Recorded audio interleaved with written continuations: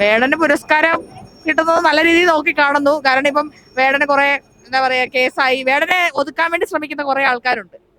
അപ്പോ അങ്ങനെയല്ല, വേടനെ കൂടെ കുറെ ആൾക്കാർ ഉണ്ട്, വേടന്റെ ഒപ്പം ഒത്തിരി പേരുണ്ടെന്നുള്ള ഒരു ഒരു അത് വേറെ എല്ലാവരും പറയുന്നത് വേറെ മറ്റേ കുഞ്ഞു പിള്ളേർ മാത്രം ഫാൻസ് ഉള്ളൂ. അങ്ങനെയല്ല, വേടൻ എല്ലാവരും, വേടൻ എനിക്ക് പേഴ്സണൽ ആയിട്ട് അറിയാവുന്ന ആളാണ്, എന്റെ ഫ്രണ്ടാണ്. അപ്പം എല്ലാവർക്കും വേടന്റെ പാട്ടും വേടന്റെ ഈ ഒരു സെലിബ്രേറ്റ് ചെയ്ത് മാത്രമേ അറിയത്തുള്ളൂ.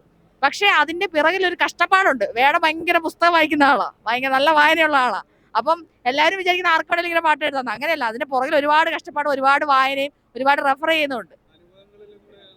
അനുഭവങ്ങളുണ്ട്. ഇപ്പൊ എനിക്ക് അനുഭവമുണ്ട്, എല്ലാവർക്കും അനുഭവമുണ്ട്. പക്ഷെ അനുഭവമുള്ള എല്ലാവർക്കും അങ്ങനെ ചെയ്യാൻ പറ്റില്ല. അനുഭവം വേണം, അതിലൂടെ നമുക്ക് പഠിക്കാനൊരു ആഗ്രഹം വേണം. അവന് പഠിക്കാനൊരു ആഗ്രഹം ഉണ്ടായി, അങ്ങനെ വലിയ ഡിഗ്രികൾ കരസ്ഥമാക്കിയെന്നല്ല ഞാൻ പറയുന്നത്. ഒരുപാട് വായിച്ചു, ഒരുപാട് വായനയുണ്ട്. ആ വായനയിൽ നിന്നൊക്കെയാണ് ഈ പവർഫുൾ ആയിട്ടുള്ള ലിറിക്സ് വരുന്നത്. അപ്പം അത്രയും പവർഫുൾ ലിറിക്സ് ആണ് കുട്ടികൾ മാത്രമല്ല വലിയ ആൾക്കാരും ഇപ്പൊ കണ്ട് ഭയങ്കരമായിട്ട് ഉറ്റുനോക്കുന്ന ഒരു വ്യക്തിയാണ്. അതുകൊണ്ട് പ്രത്യേകിച്ച് മഹാത്മാ അയ്യങ്കാളിയുടെ പേരിലുള്ള ഈ പുരസ്കാരം ലഭിക്കുമ്പം അദ്ദേഹം അതിപ്പോ ആരോട് ചോദിച്ചാൽ ശരിയല്ലെന്ന് ആരാ പറയുന്നത്? പിന്നെ സംഖ്യകൾ പറയുമായിരിക്കും ചിലപ്പോ ശരിയല്ലെന്ന്.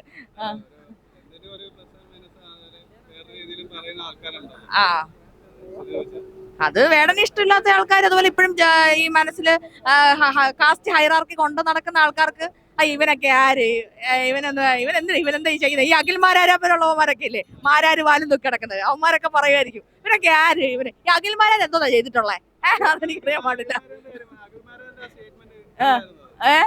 അഖിൽമാരാർ എന്താ പറഞ്ഞ വേടൻ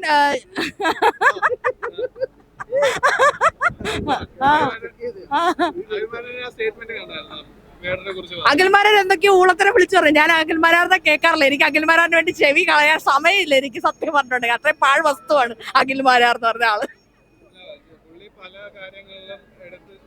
പുള്ളി സ്വയം സ്റ്റാർ ആവാൻ വേണ്ടി ചെയ്ത കാര്യമല്ലേ. സുരേഷ് ഗോപി, അഖിൽമാരാർ ഇവരെല്ലാം ഒരേ നുകർത്തി കെട്ടാൻ പറ്റുന്ന കഴുതകളാണ്.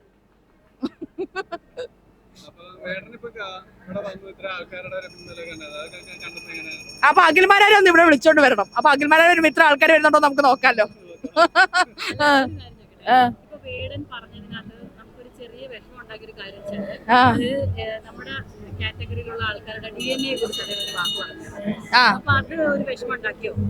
അത് അതിനെപ്പറ്റി ഞാൻ എഴുതണം എന്ന് വിചാരിച്ചു, പക്ഷെ പിന്നെ എനിക്ക് സമയം കിട്ടിയില്ല എഴുതാൻ വേണ്ടിട്ട്.